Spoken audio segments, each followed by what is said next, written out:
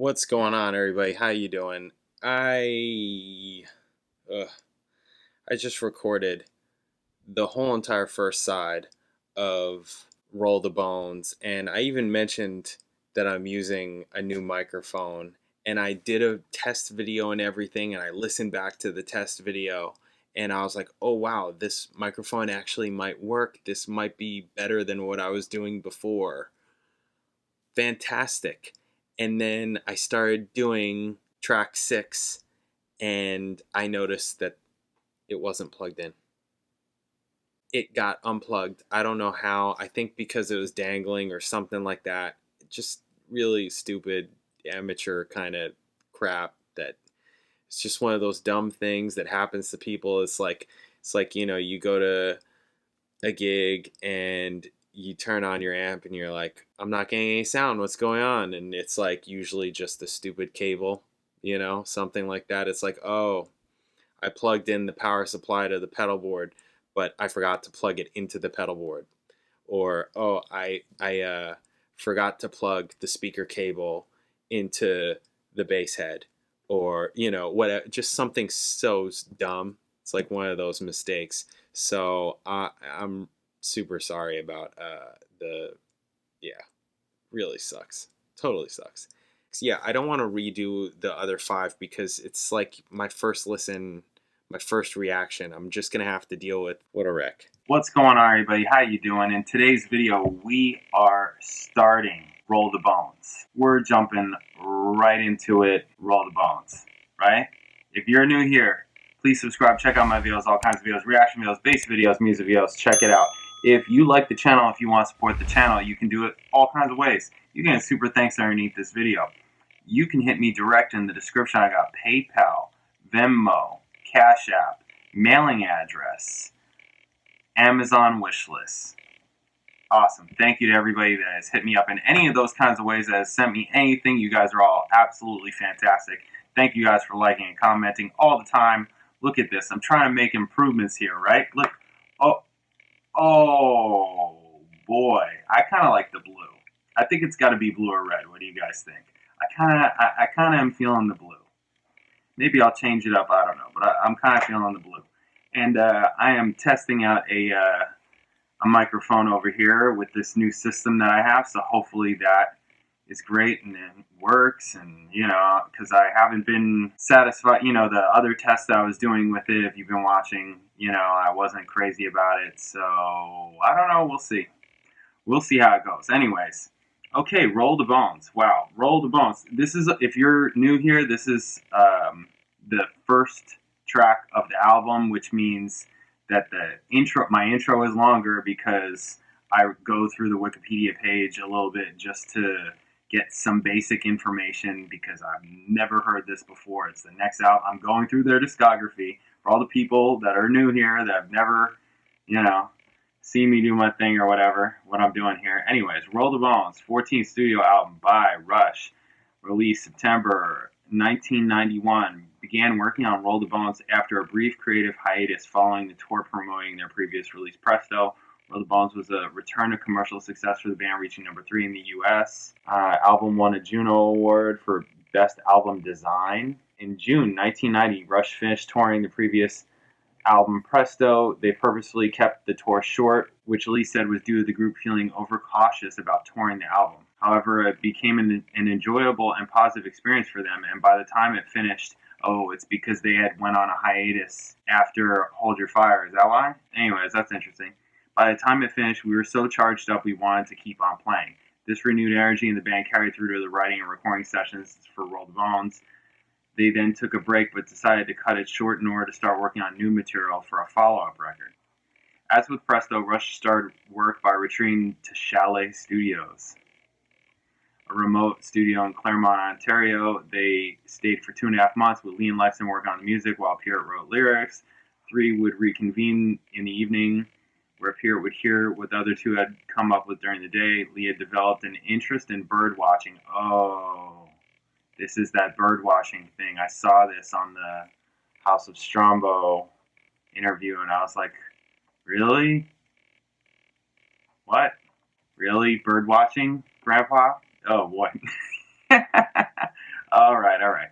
had developed interest in bird watching and ensured some broken bird feeders by the studio window were repaired and filled with feed, which he enjoyed to observe while writing. The album's liner notes include a thanks to birds.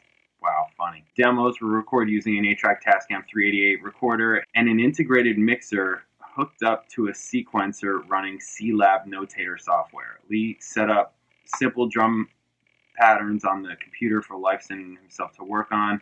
It took between 9 and 10 weeks to write and rehearse for the album and 8 weeks to record it.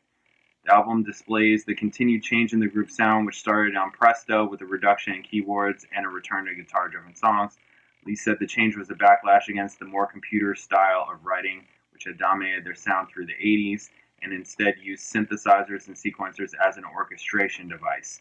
That's a good way of putting it, because yeah, I would agree with that even on Presto, because they were still present in Presto, but it wasn't the same. It wasn't keyboard driven, but they were still there. They were more supporting. So I like, orchestration device. Yeah, that's cool. So this will be interesting to hear, rather than a key component in the songwriting. The writing sessions for Presto had involved just bass guitar and vocals, which contributed to the style shift, and the group continued with this approach for Roll the Bones. Another aspect that carried over from Presto was Lee's intention to come up with strong vocal melodies at the beginning and base the rest of the tune around it.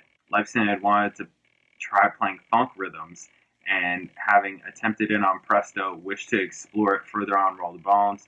The majority of their arrangements worked out at the writing stage remained unchanged, which allowed the group to use the demos as a guide for recording, done by transferring the complete demos to 24-track and re-recording the parts. Okay. The album contains a running lyrical theme concerning the element of chance in different aspects of life, right, Roll the Bones, which Peart had devised while experimenting with lyrics. The first lyric that he wrote for the album was used on Face Up, specifically Turn It Up or Turn That Wild Card Down. He recalled sitting on his cottage floor with a pile of papers around me of notes from the previous 2 years, mostly consisting of phrases written on tour or during that dreamlike moment before sleep. He started to experiment with the phrases turn it up and turn it down, which led to the idea of turning a card down and a wild card, and applied them to events that a person may face. Okay, Roll the Bones was recorded at Le Studio, Quebec, and Maclear Place in Toronto between February and May 1991. The band resumed working with co-producer Rupert Hine, both of whom had, these guys worked on Presto. The vocals were recorded in England. Rush wanted to continue to work with Hine due to his accomplished songwriting, the feedback he gave their songs, and his ability for the group to achieve a looser sound than previous albums. Lee said that various production tricks they had learned from working with Peter Collins in the 1980s were used on Presto and Roll the Bones. Oh, Jesus. The bass and drum parts were put down in 4 days, and the guitars in 8. Lee was amazed at how Peart had learned his parts for an entire song prior to recording it, and that 9 times out of 10, it took only one pass for him to nail it. Yeah, because he's freaking Neil Peart, and he's been doing it for how long now? Yeah. The band had originally planned to release the album in January 1992. They finished it 2 months early. They thanked the news channel CNN in the liner notes as they had the channel on while writing, and Lee recalled it was sometimes difficult to stop watching it while numerous events were taking place. Jeez. Lee used 2 different wall basses on the album. He liked its mid-range and rich bottom end sound. Is it rich, though? And the fact that he did not have to add much equalization. I mean, didn't have to or chose not to. We'll find out.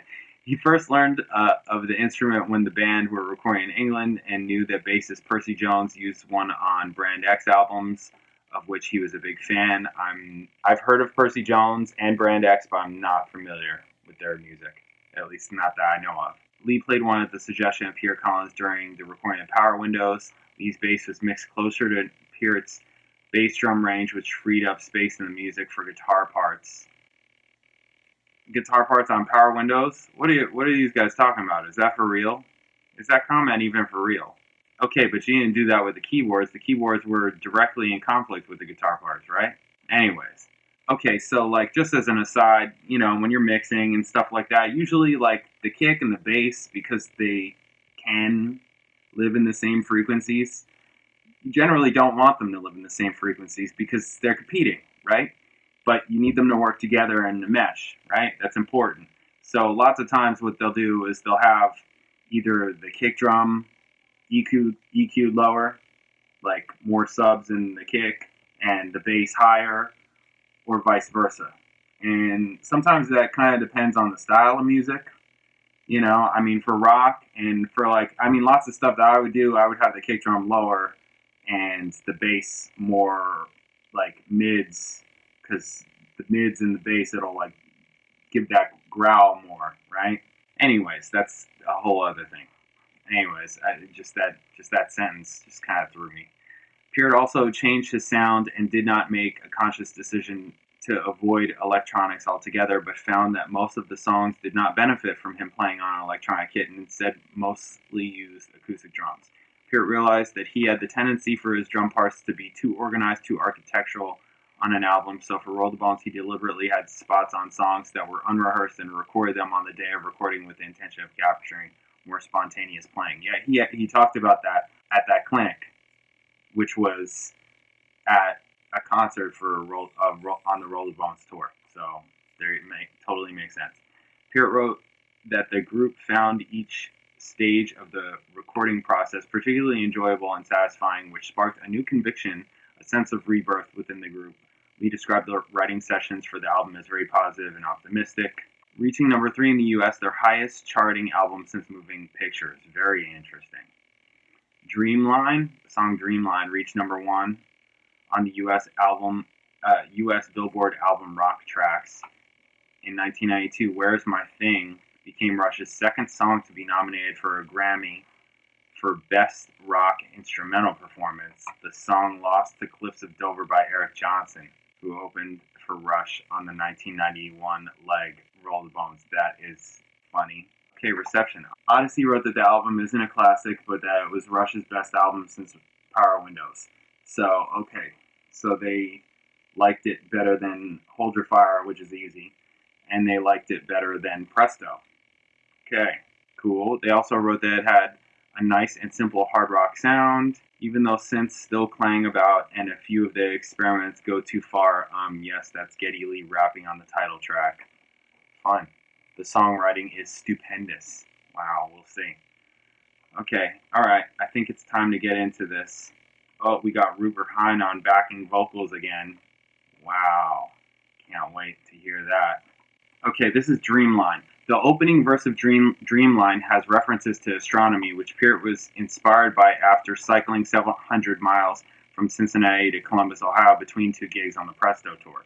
Upon arrival, he watched the popular science series Nova on the public broadcasting service and a program on satellite imaging which captured his imagination. Okay, so Dreamline. All right, cool. Let's check this out. Bam.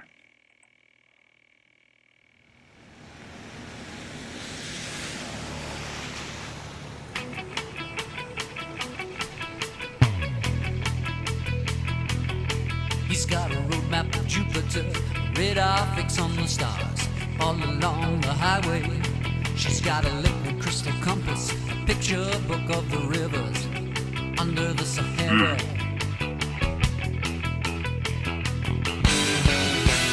They travel in the time of the prophets, on the desert highway, straight to the heart of the sun. Like lovers and heroes, I'm the restless part of everyone. We're only at home and we're on the run. On the run.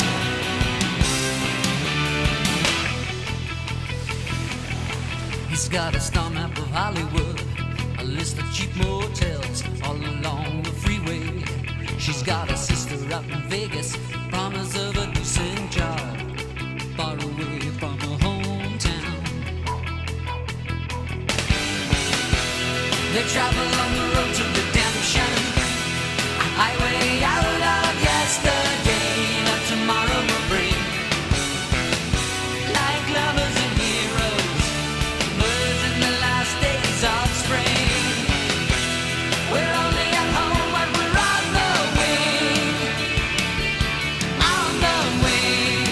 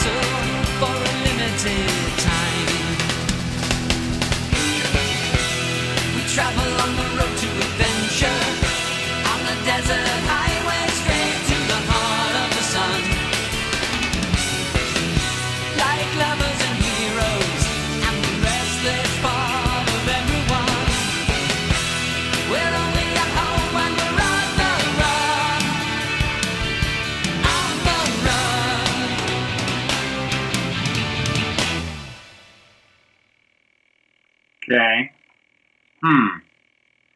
This might be a good time to point out that I picked the remaster to listen to. So that's what I'm hearing. And while the song didn't like stand out at me, I was also just listening to a lot of just how it sounded, just production and stuff like that. I'm kind of like, I don't know. I don't know yet. I don't know yet. I'm not sure. There was things at the beginning that sounded kind of interesting. I was trying to like pinpoint, but I'm not sure yet to like hear it more. One thing that I did think was like Alex's guitar solo was really low. I mean, it sounded cool. Like the second it hit, you're like, oh yeah, this is an Alex Lifeson guitar solo. But it was like, it wasn't in your face. It wasn't, you know, it was a solo that was like, it wasn't buried, but it wasn't the loudest thing. Not saying that it has to be, but, you know, I don't know. I felt like it could have been louder. That's all, I guess. Yeah, I mean, the song didn't jump out at me specifically on first listen. I don't know. I felt like I was going between, like my ears were going between production and mix and the song, and none of it jumped out at me. Like, none of it jumped out at me. I don't know. At the beginning, because they were talking about the bass sound, right, the wall bass, and how it's the same bass as Power Windows, and also like just where it is in the mix in terms of like bass, like low end, I should say. It does sound like there's more low end on this than on Power Windows in terms of the bass, which is interesting. I don't know if that has to do with, I don't know what that has to do with, whether it's just new technology, like new preamps, if it's like, are you recording it on the same board, or are you using all the same outboard gear, etc., etc., etc. All those kinds of things can have an effect, obviously. And then remastering, that's also, will change it, obviously. So, anyways, not really memorable. That's where I'm at so far. Cool. All right, so coming up next is Bravado, which I did hear Neil Peart do at that drum clinic that I just watched. But I mostly just heard him. I'm sure I'll recognize it because I listened to it pretty recently. But to that video pretty recently. But we'll check it out here. Bravado up next. Catch you then.